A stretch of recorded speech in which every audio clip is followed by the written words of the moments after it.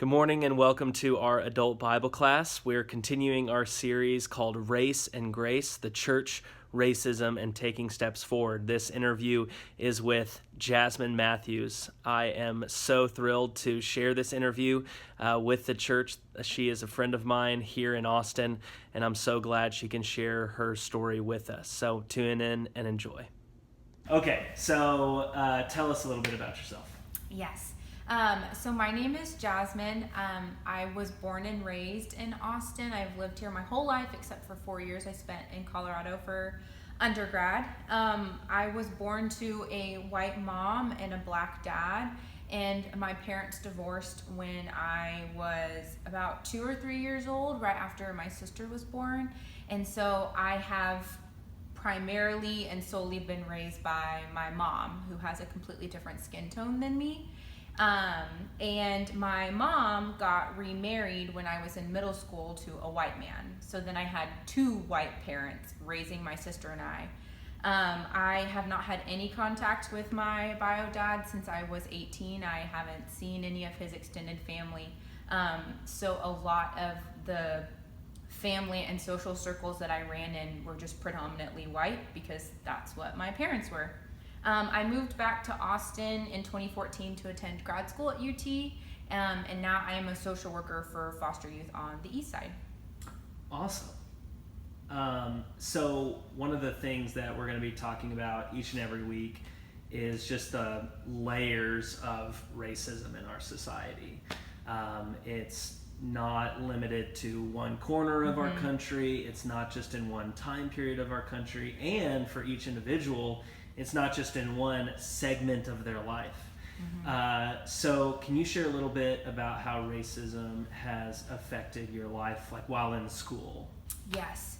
A couple of different snippets and really specific memories pop out when I think of how racism has impacted me growing up. And at the time, I don't know, I would have said, I'm experiencing racism. But Sure.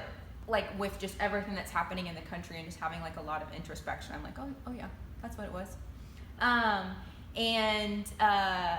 One of them was, I have curly hair, and I had even curlier hair as a child. And my mom does too. And at school once, I would have teachers and peers pull my hair and talk about how springy and bouncy it was. And it was just this is just, I guess this is just what people do to your hair. So I have a lot of touching with hair. If it's straight, I have a lot of touching with that. Is that your real hair? And I've had strangers touch my hair. I've had comments on my eye color. Those can't be your real eyes. Black people don't have eyes that look like that. Comments like that. I've never had someone touch my hair. I don't know why. Yeah, man. All about the hair. All about the hair. The other one was something that happened when I was in middle school. We were on a Caribbean cruise with my mom's side of the family. My mom's the youngest of 6. I have 8 cousins, and we were coming back from a stingray boating thing on the Grand Cayman Islands. And my mom kept being like, I need you and your sister to stick close to me. And it was just okay, well, whatever, we're kids. And we actually got stopped by police before getting on the ship because they thought that we were trying to smuggle on board, that we were these local Caribbean children that were just trying to get onto a boat and go back to America. And it wasn't something, I don't consciously remember having that conversation or people asking about us. My mom always brought our passports when we were stopping in the Caribbean because we looked a little bit like locals. And it was something my mom talked to us about on the ship later on about what had happened and why someone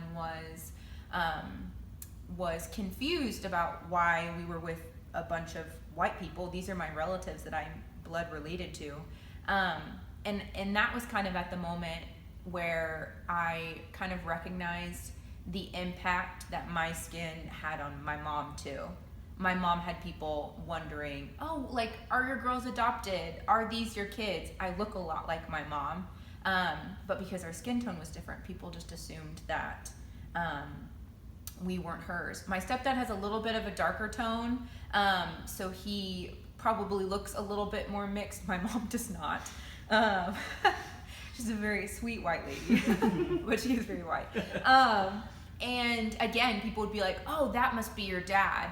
That must be your stepmom. And it's like, nah, she gave birth to me. And so I think just really being mindful of how race has 100% impacted me as a person of color, but also my parent who gave birth to a person of color. And my mom and I have had conversations where she's like, I don't know what your experience is like, and I can't know what your experience is like, and it stinks that I can't do that for me.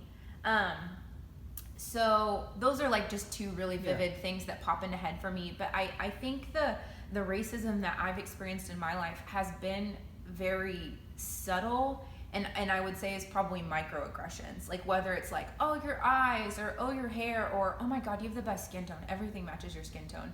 And I don't mean that to like sound conceited or to sound, those are real things that I've heard from people. And it just, I like have to ask myself, do other people get comments like this? Do other people have strangers touch their hair or do things like that? And so that's what I would say about the microaggressions. I also, weirdly enough, get a lot of conversations because I'm mixed race about, oh, well, which kind of boy do you like more? You know, do you like white guys or do you like black guys? I get asked that quite often. And it's like, well, do other people get asked these questions about who would you prefer with? What do you identify more as?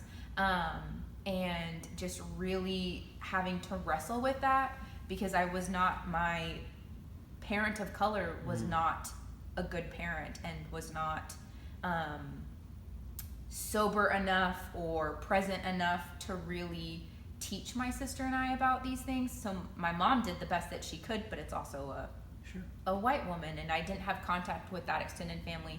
So I think it's been lots of really subtle things. Or when Lou was talking a lot about school, it's like, oh, well, you'll get into school because you're mixed, or you'll get this scholarship because you're mixed. And so just really kind of making subtle, under the breath comments. And some of those have been from my very best friends that have made comments about, you know, the way I look or my hair. Something that I hear a whole lot of is, you're the whitest black kid that I know. Or just like, you're a zebra, or things like that I heard a lot growing up. And not recognizing how deep that that sinks in, especially as a kid. Oh, definitely. Okay, so you work in Austin. How long have you worked? 4.5 years. Okay. We're hearing from different people. Again, sometimes their experiences with racism are uneven. So they can like have a terrible experience in school, but a good experience in the workplace. Yeah. How is that compared? You said in school you kind of have these snippets of memories, or just kind of annoying things that people said over and over again.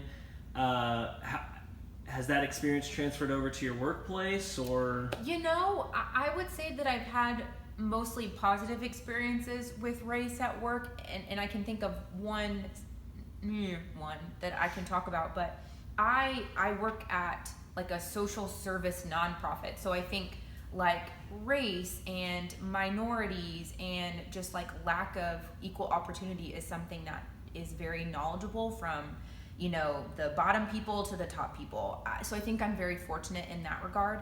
I have had to kind of confront the predominance of race because I work for foster kids, and unfortunately there's a disproportionate amount of kids of color in the foster care system. I also serve quite a few white kids, but I would say a lot in 2020 that's just been really present in my brain is I've had a lot of kids that have been mixed race like me, and I had this one teenage boy, and he was like, I've never met an adult that looked like me. And so we had conversations about that. He was like really flippant with the comment light skin, and I was like, oh, I don't really like being called that. And he was like, oh, well, why don't you like, I mean, he didn't say it that formally, like, why don't you like being called light skin? And so we had dialogue about that. I have had again, these are children that have experienced trauma, but I've had kids like try and touch my hair or, you know, be like, what are you, Jasmine? And I know what they're asking. But it's like, hey, are you trying to ask what I'm mixed with? Here's how you can ask me. And kind of just like doing a little bit of education in that way. I think I'm braver in having those conversations with kids than I am with my friends or my family. I just find it to be a little bit more natural with kids. I have the one kind of meh experience that I had at work was right when Austin was just popping with the Black Lives Movement stuff, and we were having protests every weekend, and it was really powerful stuff to kind of be at the forefront of. And on our leadership team at work, I'm a program director, and of the 4 program directors, I'm the only person of color. When we were talking about it and kind of like not technically issuing a statement, because that's way up above my pay grade, but just sending something to the staff that we serve, or the staff that serve with us, it was like, well, this should probably come from you, Jasmine. And so it was like what we've been talking about having to be, well, I'm the spokesperson for all people of color because my skin looks differently than yours, or because I present in this way, I have to be the one to type out this email and send it out to people. So that was something that I definitely struggled with and had to process in my supervisions about with my boss, and kind of be like, hey, that felt very uncomfortable to do. Like, the people that serve with us are a lot of people of color, and my experiences are different than theirs just because we both consider ourselves to be Black. So that was something that was from good intention, but it just came across very poorly. So I think circles back to a lot of my experiences where it's good intention or it's curiosity that just comes off in a very offensive way. Yeah. Because this video is for Christians, we can't avoid the topic of racism in the church. Yeah. Especially as Christians, this has to be a topic we're open to. We can't keep topics off of the table because they make us uncomfortable. So can you share with us a little bit about how you've experienced racism in the church? Probably the most prominent memory that I have of racism happened at a church camp. And it was a camp that I attended from 6th grade until 12th grade, and I served there as an adult. I guess I should circle back and talk about my church. Beep, you're going to edit that.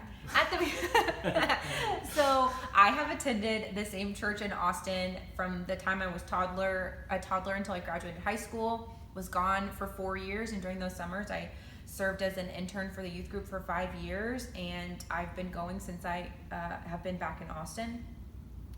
In this youth group that I was part of, huge youth group, probably had 100 kids, and my grade alone probably had like 30. There weren't a lot of kids of color. I grew up with, the same with school, I grew up with a lot of white kids, or I had Hispanic friends or Asian friends, but I didn't have a lot of Black friends.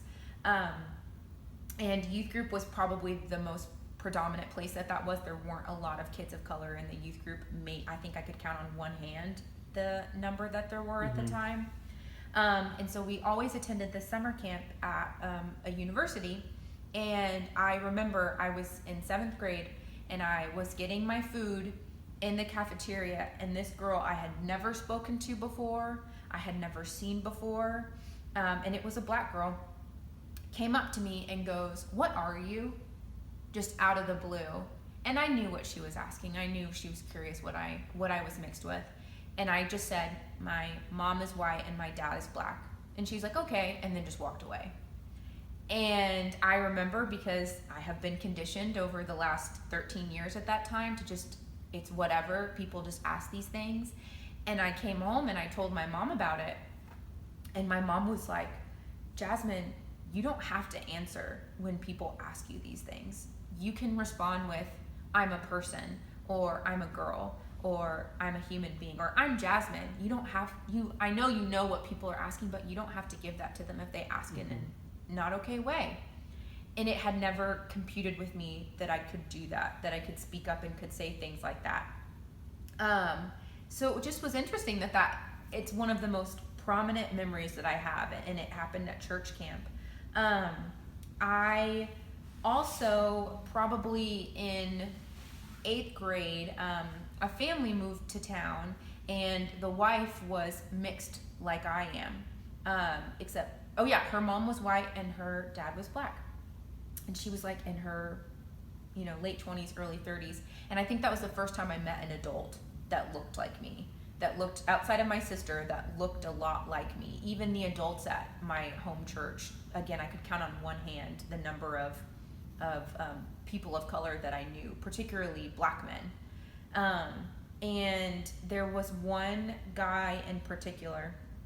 His name was Sean Adams, and he was a wonderful man who has since passed away.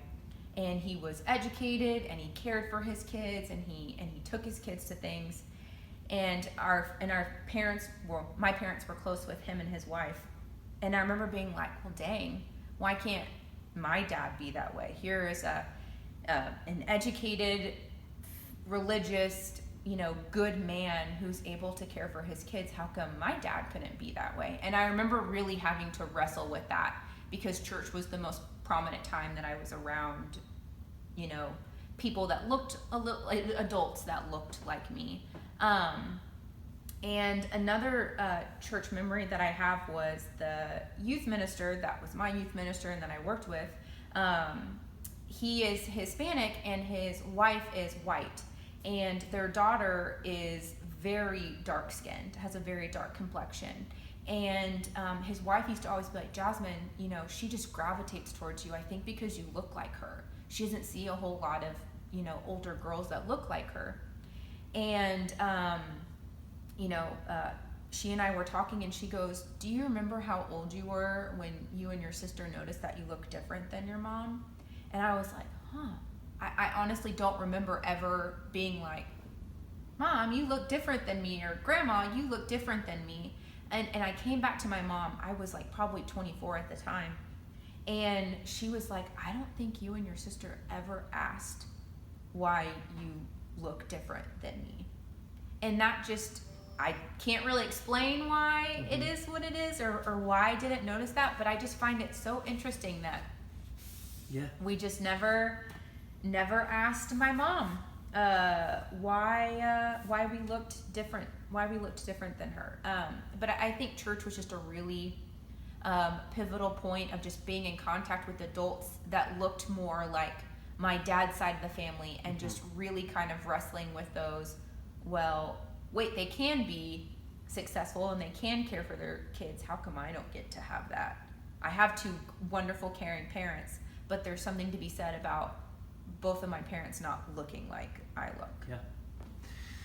So kind of shifting a little bit here from your experiences to addressing the people who may watch this. Yeah. What message would you want to give, or what message would you want to say to white Christians? This is the part I wrote down that I want to get really good. I would say, remember that you as a white person are there to be a support and to stand in solidarity with people of color. This movement and these conversations are not about you.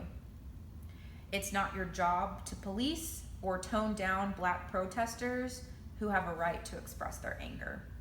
No matter how outraged or indignant you feel, a black person is still going to have different feelings. Respect and be present to the differences in emotion, experience, and sometimes even politics. Consider that your role might be as a witness and support to others' expressions rather than taking time to express your own feelings. And take responsibility. Learn on your own time. If you want to be an ally, know the history, speak up, show up. Your silence can be poison. What would you say to fellow people of color? I also wrote this down.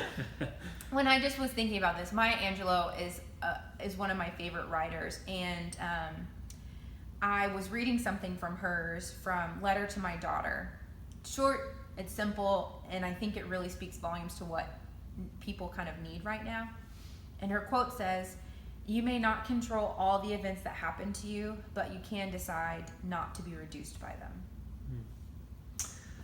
Thank you so You're welcome. much. This is just absolutely wonderful. And I think, as hard as it might be to hear any part of what you shared, it's so important for people to hear it. So thanks. Of course.